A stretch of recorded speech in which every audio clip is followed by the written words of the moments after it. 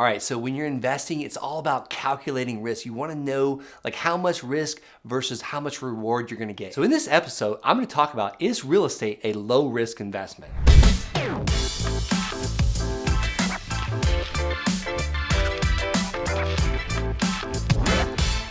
All right, so I'm gonna break down multiple points on how real estate could be a low risk investment, how you can make it even lower risk investment, and stick around to the end. I'm gonna show you the best way to invest in real estate for the least amount of risk possible. All right, so I had to go on Merriam-Webster's dictionary, and great resource online, but I looked up like, what is risk? I wanted to see for myself when I got on this video. So Merriam-Webster says, possibility of loss or injury or peril.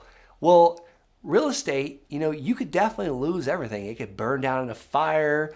You can get injured. Other people can get injured. Your tenants can get injured. But there's one thing that covers all that eliminates that risk to make it a lower risk. It's all about lowering the risk, increasing the reward. So we're gonna break that down. Like, is real estate a low risk investment? I'm gonna show you the ways to make it even lower risk investment. So you can get insurance for all these things: peril, loss, injury. So we lose it. Let's just say the worst thing that can happen, one of your kids, or let's just say your tenant is pissed at you and they go in and light a match and flick it and walk out the door.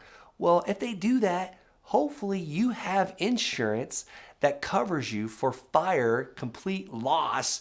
And you want to make sure your insurance agent knows whether it's a primary residence or it's commercial property that you are renovating and you're not living in it, or commercial policy where you have tenants in the house. This saved my bacon. We actually have a 4-bedroom, 3-bath house with a basement, and the downstairs bathroom exploded, like it erupted. We had sewage over 2 inches thick in this basement.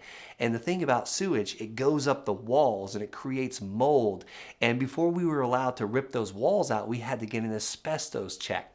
And guys, if there's asbestos in a house, now we're talking asbestos remediation and removal. Guys come in suits, like stuff where you saw on ET, where they're in those white suits and like vacuums and tents and all this stuff. This is not cheap to remove, but luckily we had a commercial insurance policy that knows that we have tenants in place, so they covered the replacement of the toilets, the tile, ripping out the wall. So we now have a brand new basement that's getting put in place because luckily we paid for the right insurance. So insurance took out that one reason: potential loss or injury. Luckily, no one was injured, and thank God it's never happened on any of my properties, but we cover that. We cover that with insurance. All right, the next thing from Merriam-Webster is the chance that an investment, such as a stock or commodity, the commodity is the real estate, will lose value.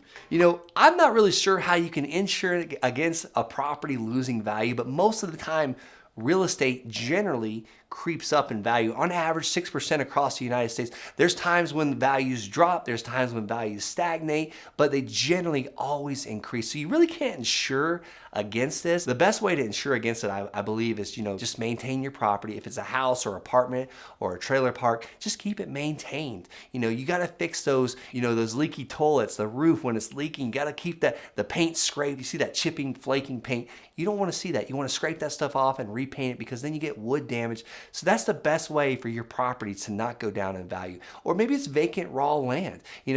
Generally vacant raw land really doesn't go down in value. And that's why I love land. I'm the land guy. We've done over 289 parcels of land. We've got over 100 land notes paying us, and I'm gonna get more into that and a little bit further along in this video. All right, my next point on why I believe real estate is the least risky investment ever is people will lend you money to buy it. Banks will lend you money. Other people will lend you money. Your neighbors will lend you money. My mother-in-law has lent me money to buy real estate. You're not even using your own money. You're using other people's money. So obviously, it's not that risky if you're using someone else's money. Now, generally, you want to protect your lenders. Now, if it's a bank, I'm not really worried about protecting those guys. The government does that enough, bailouts and whatnot. But if it's like your mother-in-law and she's lending you the money, if you're going to buy a piece of land or a property, I generally like to be about 65 cents on the dollar or less for the lending. Now, that doesn't mean that I can't put some of my own money in it, but if I'm gonna get lending on this property, if I'm buying a $100,000 piece of land,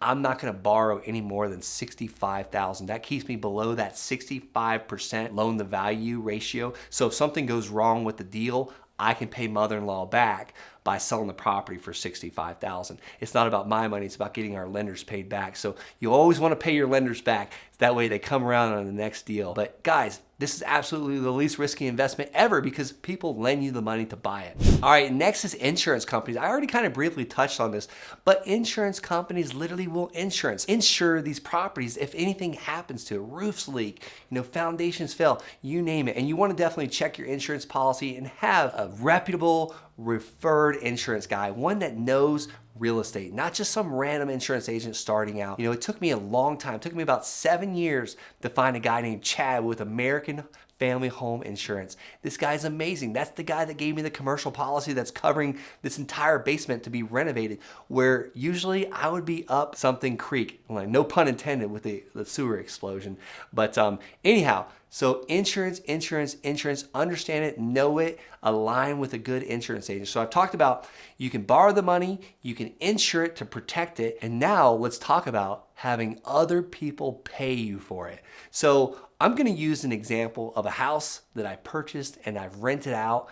Now, someone else is paying that mortgage. So guys, I was in the military for 8.5 years. I would buy a house and move every 2 years. I was on a 2-year cycle. I was always moving, except for when I was in Germany. I was there for 3 years, but I really was only at that house about 1 because I was deployed most of the time anyways. But every 2 years on average, people move in the military. So I would buy a home at every duty station I was at, and I would rent this house. So my mortgage payment would be about $900 a month, and generally, I would rent it out for $1,000 to $1,200 a month. Now, if you do the math on that, I'm paying $900, I'm getting $1,200, 10, 11, 12. I'm not writing home to mom about the extra $300 a month.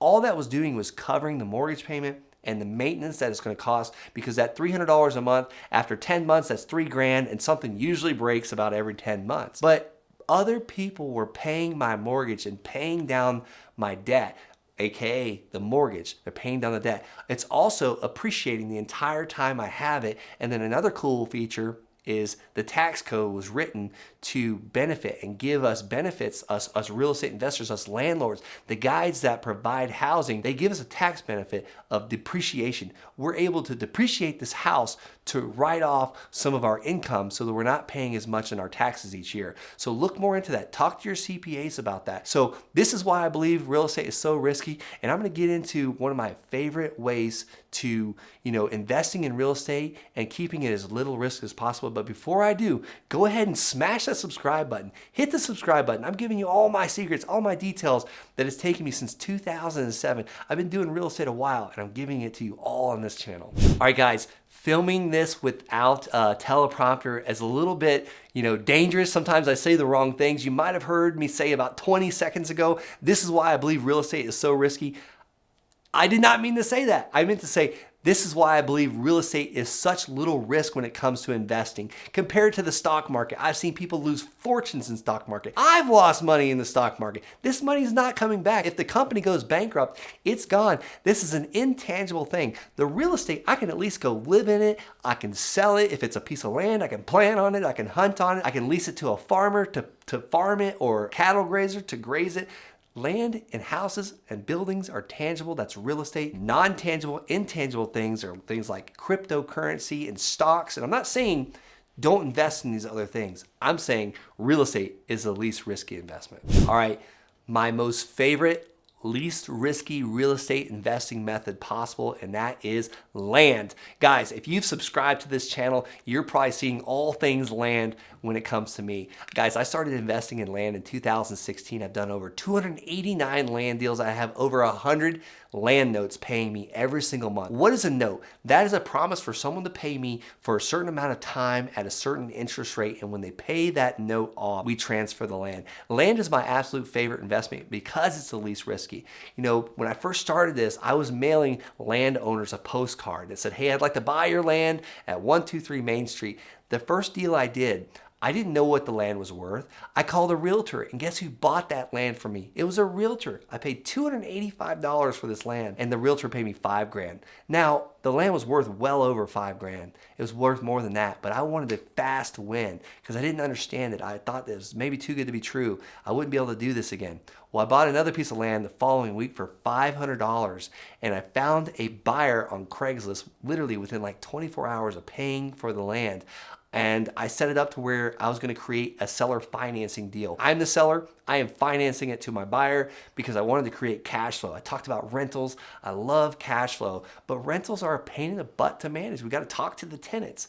But land, nothing can go wrong. There's no foundations to fix. There's no roofs to repair. There's no plumbing to plunge or leaky pipes or sewer explosions or toilets backing up. None of that stuff. So what I did was I got a buyer for this piece of land that I paid $500 for. The land was worth anywhere from $5,000 to $7,000. Well, I put it on Craigslist for $5,000 total. I wanted $500 down and $400 a month. And I found a buyer literally within the next day that gave me $500 down and paid me $400 a month until the $5,000 was paid off completely. Well, I just kept rinsing and repeating and rinsing and repeating. Now, granted, I ran out of land deals that I was paying $285 for, $500 for. I'm not saying they don't exist.